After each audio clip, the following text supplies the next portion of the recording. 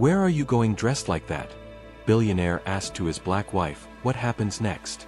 What if the most successful man in the city had forgotten the most important lesson about love and respect?" Charles Bennett stood in his marble foyer, adjusting his platinum cufflinks as his wife Camilla descended the grand staircase. She wore a simple yellow sundress that brightened her beautiful dark skin, her natural curls framing her gentle face. "Where are you going dressed like that?" he asked, his tone sharp with disapproval. The words hung in the air like ice. Camilla paused mid-step, her hand gripping the polished banister. 23 years of marriage, and he still questioned her choices as if she were a child. She'd helped build his empire from nothing, stood beside him through every struggle, yet here he was, critiquing her appearance before his business associates arrived. The hurt in her eyes was unmistakable, but Charles was too focused on his image to notice the damage his careless words had just caused. "Where are you watching from tonight?" Charles Bennett owned half the commercial district downtown, but he'd started with nothing more than determination and his wife's unwavering faith. Camilla had worked 3 jobs to support them both while he built his first construction company. She'd packed his lunches, balanced their books, and believed in him when banks wouldn't even return his calls. Now, 30 years later, their mansion overlooked the city he'd helped reshape with glass towers and luxury developments. But success had changed him in ways Camilla barely recognized anymore. The man who once held her hand during evening walks now criticized her choice of restaurants when entertaining clients. The husband who used to brag about her intelligence to anyone who'd listen now seemed embarrassed by her simple preferences and natural way of being herself. "The Riverside Group investors are arriving in an hour," Charles continued, straightening his tie in the hallway mirror. "I need you to change into something more appropriate. The black cocktail dress, maybe. And do something different with your hair." He didn't even look at her as he spoke, already mentally rehearsing his presentation. Camilla felt something crack inside her chest. "This dress is perfectly fine, Charles. It's clean, modest, and I feel comfortable in it." Her voice remained steady, though her hands trembled slightly as she smoothed the yellow fabric. "Comfortable isn't the point," he replied, finally turning to face her. "These people expect a certain image. You understand." The way he said it made her skin crawl. After all these years, was she just part of his image now? Had she become nothing more than an accessory to be adjusted according to his business needs? Their housekeeper, Mrs. Rodriguez, appeared in the doorway with fresh flowers for the dining room table. She'd witnessed this conversation before, had seen the slow erosion of kindness between them. Her eyes met Camilla's briefly, filled with sympathy that only made the moment more painful. "I helped you choose this house," Camilla said quietly. "I decorated these rooms, planned these gatherings for years. I know how to dress appropriately." She touched her grandmother's pearl necklace, the only jewelry she'd worn. It had been her mother's gift on their wedding day, when Charles promised to cherish and honor her always. "That was different," Charles muttered, checking his watch. "Please, just change. We don't have time for this discussion." The dismissal in his voice was the final straw. Camilla had supported his dreams, raised their 2 children while he traveled for business, and managed their household with grace and intelligence. She'd earned respect, not condescension. Something shifted in her expression, a quiet strength that had been dormant for too long. "No," she said simply. The word carried decades of suppressed frustration and hurt. "I won't be changing." She walked toward the front door, her yellow dress bright against the cold marble. "But you might want to think about what kind of man you've become, Charles. Because the man I married would never speak to me this way." As she reached for her car keys, the doorbell rang. The investors had arrived early, and Charles stood frozen in his expensive suit, watching his wife of 23 years walk away from everything he thought mattered most. Charles opened the door to find 3 well-dressed investors, their smiles professionally bright as they stepped into his foyer. "Charles, beautiful home," said Mr. Patterson, the lead investor. "We're looking forward to seeing your presentation. Is your lovely wife joining us this evening?" "She'll be along shortly," Charles managed, his voice tight as he watched Camila's car disappear down their circular driveway. He'd expected her to back down, to change clothes as she always did when he insisted. But something had been different in her eyes this time, a firmness he hadn't seen since their early days together when she'd refused his first marriage proposal, saying he needed to learn to value her opinion before she'd consider spending her life with him. The investors settled into his leather-appointed study, admiring the city view through floor-to-ceiling windows. Charles poured whiskey and launched into his presentation, but his mind kept drifting to Camila's face when she'd said no. Had he really become the kind of man who demanded his wife change her appearance to impress strangers? Meanwhile, Camila drove through their old neighborhood, past the tiny apartment where they'd started their marriage. She parked outside Mercy Community Center, where she'd volunteered every Thursday for 15 years. The building needed repairs that Charles could fund with pocket change, but he'd always dismissed her requests as small thinking. Inside, she found her friend Janet organizing donations for local families. "Camila, you're early tonight. Love that dress, sunshine yellow looks beautiful on you." Janet's genuine warmth was a sharp contrast to Charles's cold criticism. "Charles thinks it's inappropriate," Camila said, surprising herself with the admission. She'd never spoken openly about their problems before.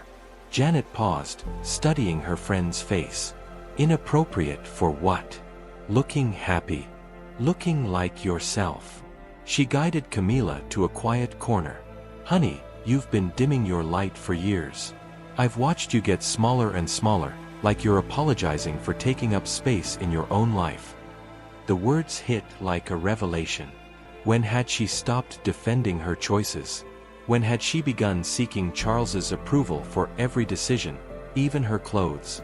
She thought about their early years, when he'd loved her strength and independence, when he'd boasted to friends about her business sense and natural wisdom. Back at the mansion, the presentation wasn't going well. Mr. Patterson asked pointed questions about community impact and local hiring practices. Exactly the kind of details Camila usually briefed him on before important meetings. Charles realized he'd been relying on her insights more than he'd ever acknowledged, treating her contributions as background support rather than genuine partnership. "Your wife seems to have a good head for these community concerns," Patterson noted, flipping through old project files where Camila's handwriting filled the margins with thoughtful observations. "We were hoping to discuss the social responsibility angle with both of you." Charles felt his carefully constructed image beginning to crumble. "If this moment touched your heart, please give the video a thumbs up."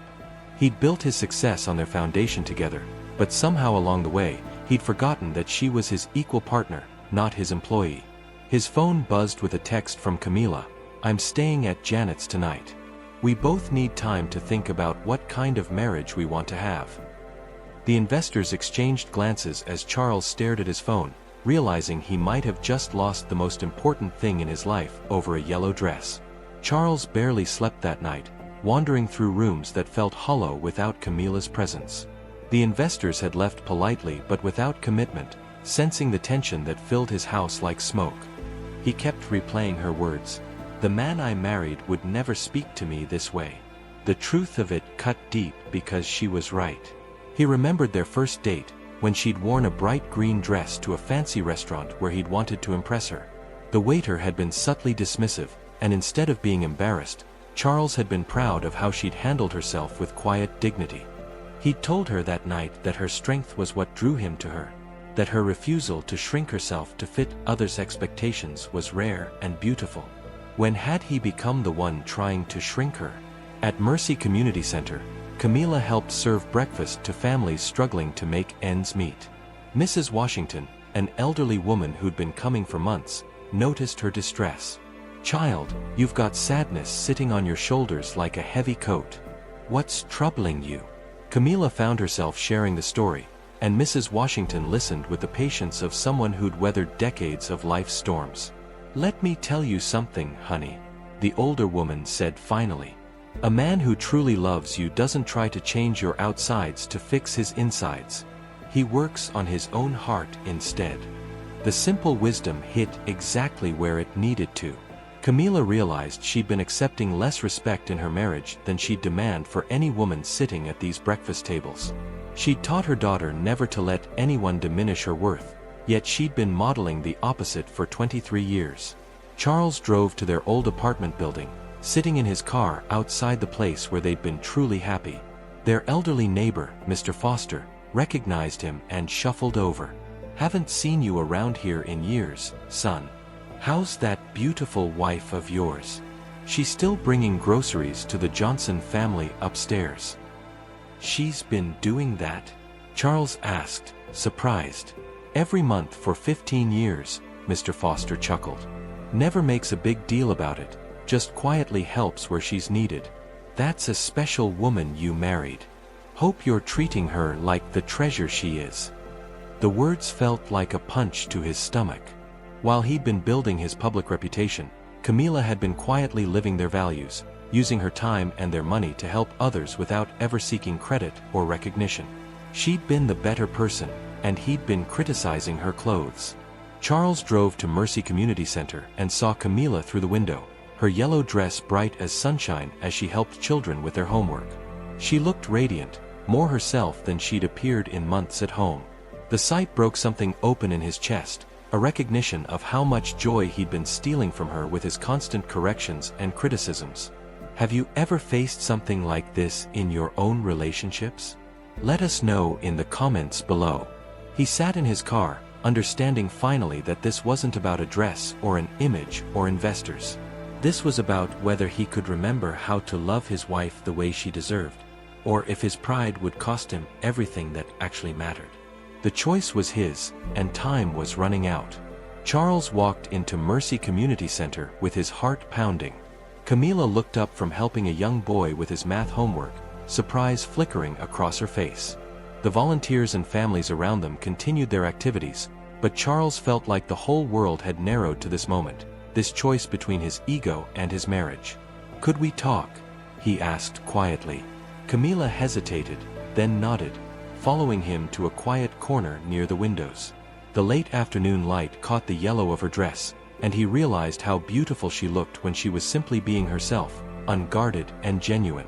"I drove to our old apartment building today," he began, his voice rougher than usual. "Mr. Foster told me about the Johnson family, about how you've been helping them for 15 years. He paused, studying her face. "Why didn't you ever tell me?" "You wouldn't have understood," Camila said simply. "You would have calculated the tax benefits or suggested making it a company charity for publicity. You've forgotten that some things are just about being kind because it's right." The accuracy of her assessment hit him like cold water. She was right. He would have turned even her private generosity into a business strategy. When had he become so calculating about everything, even goodness? "I've been a fool," Charles said, the words scraping his throat raw. "Worse than a fool. I've been treating you like you work for me instead of remembering that you're my partner, that you're the reason I was able to build anything at all." He reached into his pocket and pulled out a small, worn photograph, their wedding picture, which he'd carried in his wallet for 23 years but hadn't really looked at in longer than he could remember. "Look at us," he whispered, showing her the image. "Look how happy we were. Look how proud I was to be standing next to you. When did I start being ashamed of the woman who made me who I am?" Camila's eyes filled with tears, but her voice remained steady. "I don't need you to be ashamed, Charles. I need you to remember that we're supposed to be on the same side.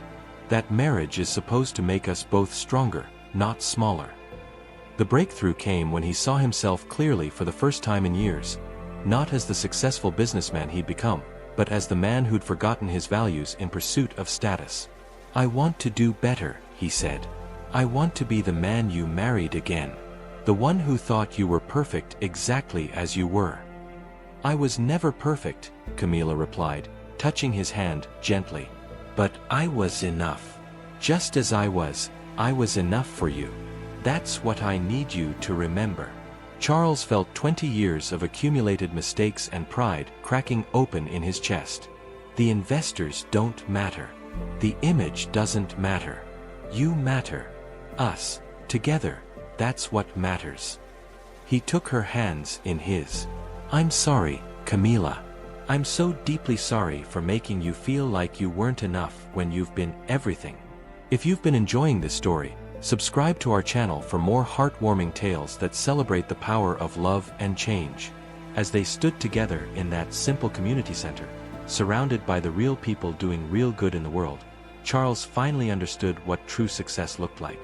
3 months later, Charles stood in their foyer again, but everything had changed. Camila came down the stairs wearing the same yellow sundress, and his face lit up with genuine joy. "You look beautiful," he said, meaning every word. "That dress always makes you look like sunshine." The transformation hadn't been immediate or easy. Charles had to learn to bite his tongue when his old instincts kicked in, to ask for Camila's opinion instead of giving orders, to remember that his wife was his equal partner in all things. Some conversations were difficult, unpacking years of accumulated hurts and misunderstandings. But they'd both been willing to do the work because their love was worth fighting for. Their marriage counselor had helped them rediscover what they'd lost along the way to success. Charles learned that respect wasn't something you earned once and kept forever. It was something you demonstrated daily through small actions and careful words. Camila learned to speak up immediately when she felt diminished, rather than storing hurt until it exploded into bigger conflicts. The Riverside group deal had fallen through, but Charles discovered he didn't mind. Instead, he'd partnered with Mercy Community Center to develop affordable housing in their old neighborhood. Camila led the community outreach, her natural warmth and understanding making her invaluable in ways that had nothing to do with appearances and everything to do with authentic connection. "Ready for tonight?" Camila asked, adjusting her grandmother's pearl necklace. They were hosting a fundraising dinner for the center, and Charles had learned to value substance over image when choosing their guests. "Ready," Charles confirmed, but instead of rushing toward the door, he took her hand and spun her gently in the foyer, just like he used to do when they were young and couldn't afford to go dancing. Her laughter echoed off the marble, filling their home with warmth it had been missing. Mrs. Rodriguez watched from the kitchen doorway, smiling at the couple who'd rediscovered their joy. She'd seen the slow healing between them, the return of small kindnesses and genuine affection that made their house feel like a home again. Their guests that evening included families from the community center alongside business associates who'd learned to value Charles and Camila's partnership approach. When someone complimented Camila's dress, Charles beamed with pride. "Doesn't she look wonderful? She always chooses things that make her happy, and her happiness makes everything better." Later that night, as they cleaned up together, Charles found himself really seeing his wife, not as an extension of his image, but as the remarkable woman who'd chosen to build a life with him. "Thank you for not giving up on us," he said quietly. "Thank you for remembering who we used to be," she replied, "and helping us become even better." Their love story had nearly ended over something as simple as a yellow dress, but it was rebuilt on something much stronger than image or status. It was built on respect, partnership, and the daily choice to honor the person you've promised to love. If you enjoyed this story, please remember to like this video, leave a comment with your thoughts about love and respect in relationships, and subscribe for more heartwarming stories. Thank you for joining us on this journey tonight. And remember, the most beautiful thing you can wear is the confidence that comes from being truly loved and valued exactly as you are.